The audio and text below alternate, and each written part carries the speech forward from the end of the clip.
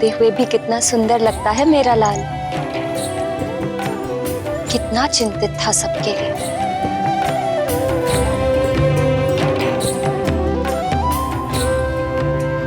प्रातः काल हो गया।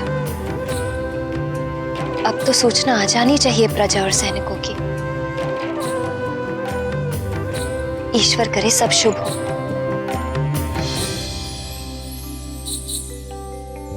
अंजना को तो ज्ञात ही नहीं था कि मारुति ने अपने अद्भुत पराक्रम से रावण के सहचर अत्याचारी चक्रासुर का वध कर दिया था। जिस संतान का जन्म बड़े कार्यों के लिए होता है, वो संतान अपना लक्ष्य प्राप्त कर ही लेती है। चाहे मां की ममता संतान को कितना भी अपने आंचल से बांधने और सीमित करने का प्रयास करे। केसरी नंदन अंजना पुत्र युवराज मारुति की जय। अंजना पुत्र युवराज की जय। युवराज मारुति की। मारुति की जय जयकार। मारुति की जय। युवराज मारुति की। किंतु मारुति तो यहाँ निद्रा में मग्न है। युवराज मारुति की जय। युवराज फिर ये जय जयकार। युवराज मारुति। ऐसा क्या किया मारुति ने? युवराज मारुति की। युवराज मारुति की। युवराज मारुति की। युवराज मारुति की। युवराज मारुति की। युवराज मारुति की। युवराज मारुति की। युवराज मारुति की। युवराज मारुति की। युवराज मारुति की। युवराज मारुति की। प्रणाम महारानी। मारुति की जय जयकार। ऐसा क्या किया मारुति ने कि युवराज मारुति की जय जयकार हो रही है? महारानी जी, युवराज मारुति ने कार्य ही ऐसा किया है। सुमेरु नरेश महाराज केसरी पधार रहे हैं। महाराज भी आ गए। प्रणाम महाराज। महारानी, आपको ज्ञात नहीं?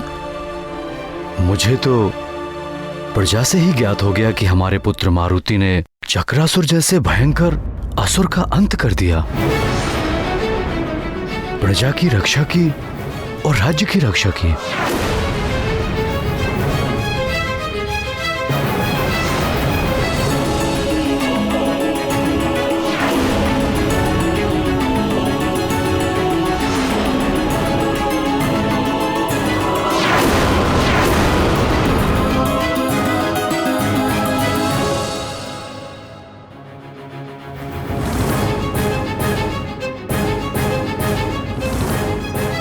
ये कैसे हो सकता है स्वामी?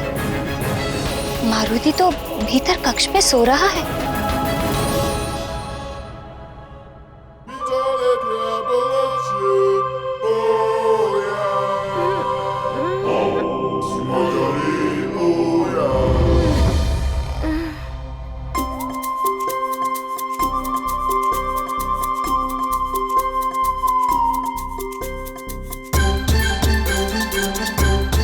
पुत्र मारुति, ये सब क्या कह रहे हैं?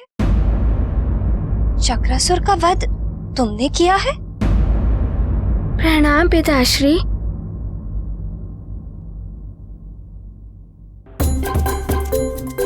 माँ, मारुति ने आपके आदेश का पालन किया है। प्रातः अपने कक्ष में था। आपने कहा था ना कि प्रातः होते ही मुझे कक्ष में मिलना। और ध्यान रहे, कल प्रातः जब मैं आऊं मुझे यहीं पर मिलना। आपके कथना अनुसार मारुति चक्रासुर का वध करके रात्रि समाप्त होने से पहले ही लौट आया था। और पिताश्री, आपने जो कहा था वो भी मारुति ने किया। जब मैं बाहर जाऊंगा तो मेरी अनुपस्थिति में यहाँ की देखभाल और सुरक्षा का उत्तरदायित्व तुम्हारा ही तो होगा पुत्र। यहाँ के राजा, सेवक और संरक्षक तुम ही तो होगे।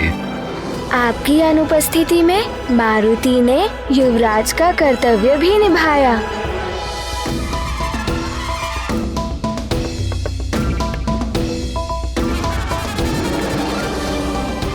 युवराज मारुति की जय, युवराज मारुति की जय, युवराज मारुति की जय, युवराज मारुति की जय, युवराज मारुति की जय।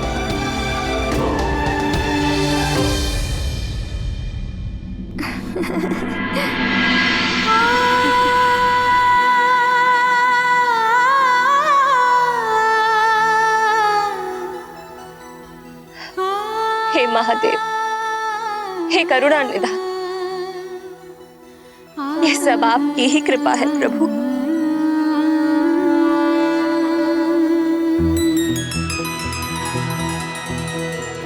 हमारा पुत्र इतना बड़ा पराक्रम करके सकुशल लौट आया है और हमारी प्रजा भी सुरक्षित। आपको शत शत नमन प्रभु।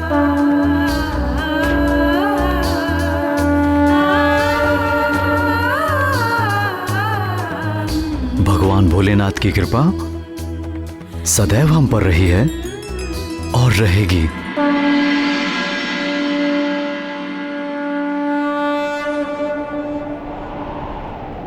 अरे ये वायु कैसी? वायु कैसी? अरे हाँ, ये वायु कैसी वायु है? कैसी? महल के अंदर की वायु। ये तो बहुत जोर से चल रही है। अरे आकाश में। अरे वायुदेव, प्रणाम वायुदेव। प्रणाम वायुदेव।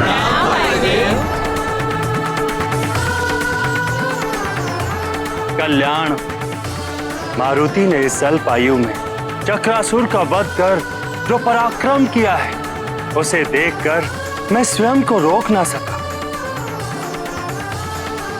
और मारुति को आशीर्वाद और आप सबको बधाई देने यहां चला आया।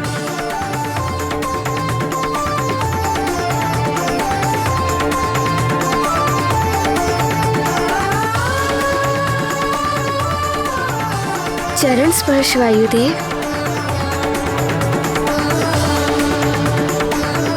तेजस्वी भव पुत्र।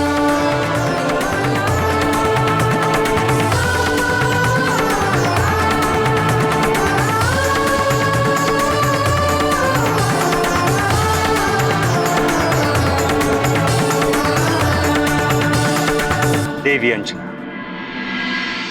अब तो आपको भी मारुति की चिंता नहीं होनी चाहिए, अपितु आपको तो ऐसे पुत्र पर गर्व होना चाहिए।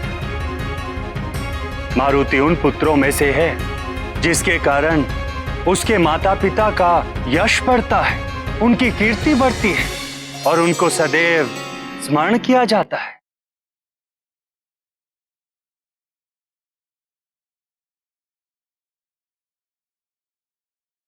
युवराज मारुति की जय, युवराज मारुति की जय, युवराज मारुति की जय, युवराज मारुति की जय। मुखिया जी, आप सब प्रजा और राज्य के सैनिक, आप सबके साथ और प्रयास के बिना ये संभव नहीं था।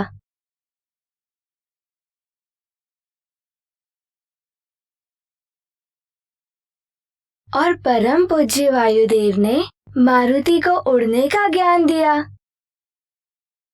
इस ज्ञान के बिना चक्रासुर का वध असंभव था।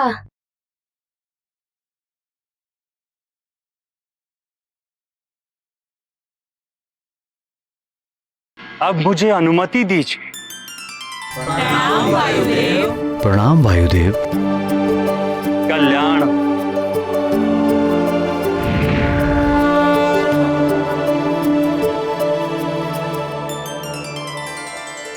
मुखिया जी, अब आपकी पुत्री के विवाह में कोई विघ्न तो नहीं आएगा ना? महारानी जी, धन्य है युवराज और हम सब भी धन्य हुए। अब आप सबसे एक प्रार्थना है, मेरी पुत्री के विवाह के शुभ अवसर पर पधार कर आशीर्वाद दें और हमें अनुग्रहित करें।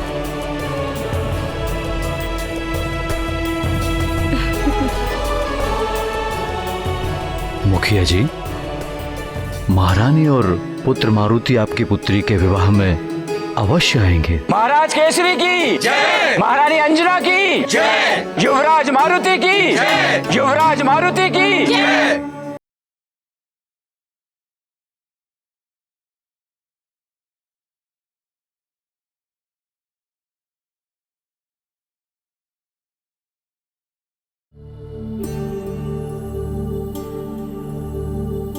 संपूर्ण संसार असुरों, राक्षसों और दैत्यों के उपद्रवों से घिरता जा रहा है। इनके अत्याचार दिन प्रतिदिन बढ़ते ही जा रहे हैं। वे संत जनों, हरिभक्तों, साधुओं और ऋषि मुनियों को तो सता ही रहे हैं, साधारण लोगों को भी नहीं छोड़ रहे हैं। इन असुरों को समूल नष्ट करने के लिए हम देवों को कोई ना कोई मार्ग तो निकालना ही पड़ेगा। आपकी योजना का पूर्ण समर्थन करता हूं मैं, और महायुद्ध के लिए हमारे सहायक देवों के साथ प्रस्तुत हूं मैं। नारायण नारायण।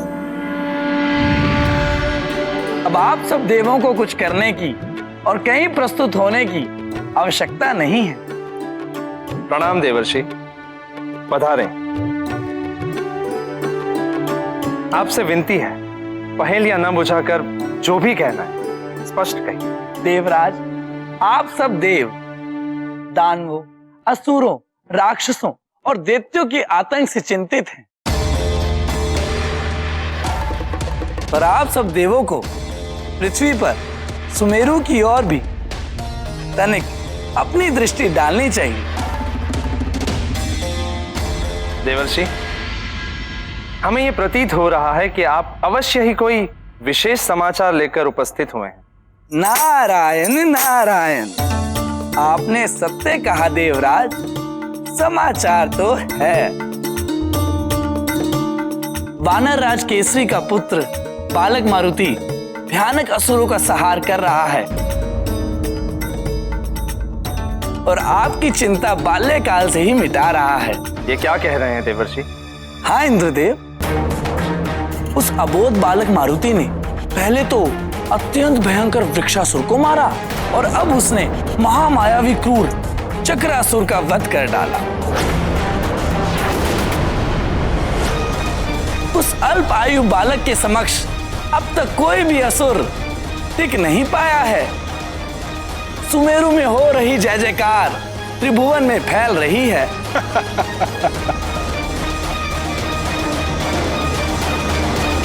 युवराज मारुति की जय, युवराज मारुति की जय, युवराज मारुति की जय, युवराज मारुति की जय, युवराज मारुति की जय, महारानी अंजना की। प्रणाम महारानी जी। महारानी अंजना। प्रणाम युवराज। प्रणाम।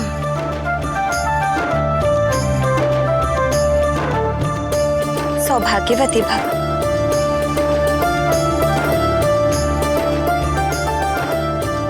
महारानी जी, धन्य भाग हमारे जो आपने हम साधारण प्रजा का आमंत्रण स्वीकार किया और यहाँ पधारे।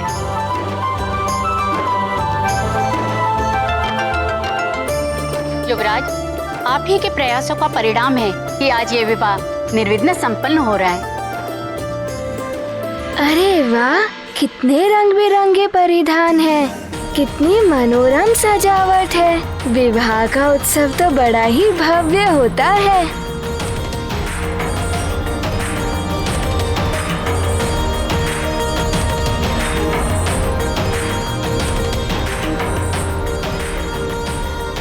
अरे मारुति, अरे मारुति भी आया है। मारुति भी आया।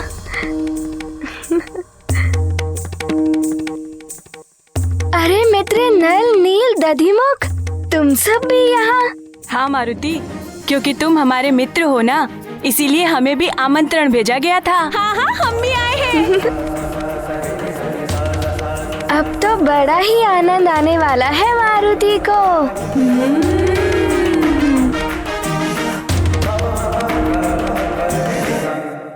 इंद्रदेव, मारुति एक अबोध बालक अवश्य है, किंतु उसकी शक्ति, उसके पराक्रम को देखकर ऐसा प्रतीत होता है कि उसके जैसा महाबली इस संसार में कदाचित ही कोई हो। शीघ्र ही उसके प्रताप से त्रिभुवन जगमगाने लगा है।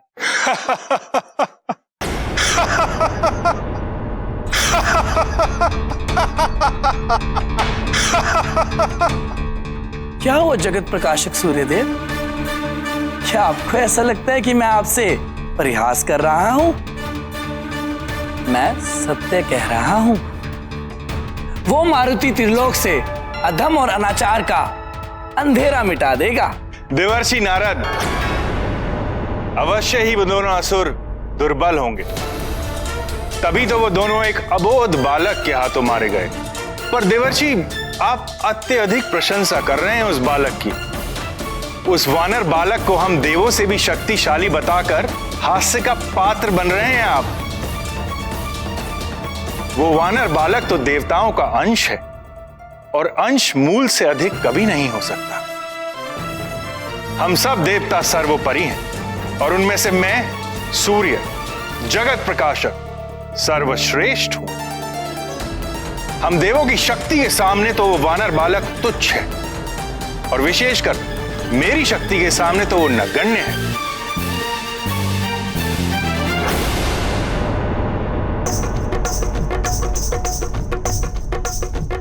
वो देखो मारुति, अरे आज तो बड़ा आनंद आएगा। चलो मारुति भी है हमारे साथ। चलो। हाँ, अरे मारुति के साथ देखो क्रीड़ा करेंगे। मारुति, तुम्हारा पीछा नहीं छोड़ेगा। ये अति बल मुझमें है, बल बल बल बल बल।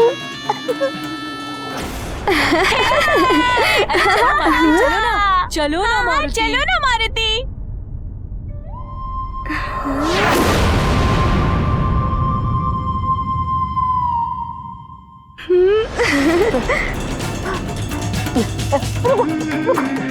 कहीं मुझे भी न बजाने लगना।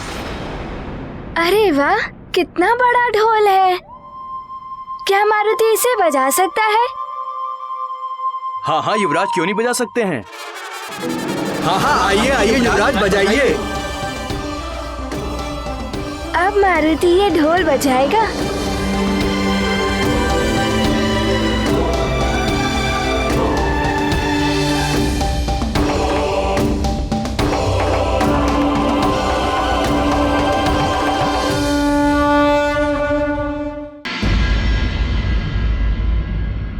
सूर्यदेव, अहंकार झलक रहा है आपकी वाणी में। स्मरण रहे, समय बड़ा बलवान होता है। राहु भी असुर है, देर तक नहीं है उसके पास तो, किंतु समय आने पर वो भी ग्रस लेता है आपको। नारायण नारायण। वो मात्र एक भूल थी देवताओं की। ब्रह्मदेव और राहु की संधि का परिणाम है कि मैं राहु की ग्रसना स्वीकार कर लेता हूं। अन्यथा कोई भी इस सारे ब्रह्मांड में इतना शक्तिशाली नहीं है जो मेरे समक्ष पल भर भी टिक सके। सूर्यदेव, आपके स्वर में कुछ अधिक ही अभिमान दिखाई दे रहा है। अभिमान नहीं नारद जी, केवल सत्य से परिचय करा रहा हूं मैं आपका। संभवतः आप भूल रहे हैं, मैं वो देव हूं जिसकी वंदना महादेव, नारायण और जगत पिता ब्रह्मदेव करते हैं। दिवस रात्रि और ग्रीष्म से शरद ऋतुओं तक का समय चक्र मेरे द्वारा ही संचालित होता है। मंगल से चंद्र तक समस्त नवग्रहों का अधिपति हूं मैं, और वो राहु भी मेरे ही अधीन होकर मेरी ही परिक्रमा करता रहता है। ये तो परब्रह्म द्वारा स्थापित सृष्टि का विधान है सूर्यदेव। ग्रह गति और काल गणना के सारे विधान मेरे ही नियंत्रण में है नारद जी। किसी की भी ग्रह दशा किसी भी समय बदल सकता हूं मैं।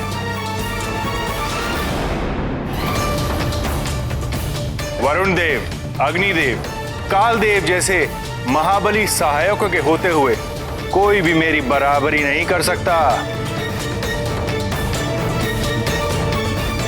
और मेरे लोक में पांव धरने का तो सोच भी नहीं सकता देवर्षि।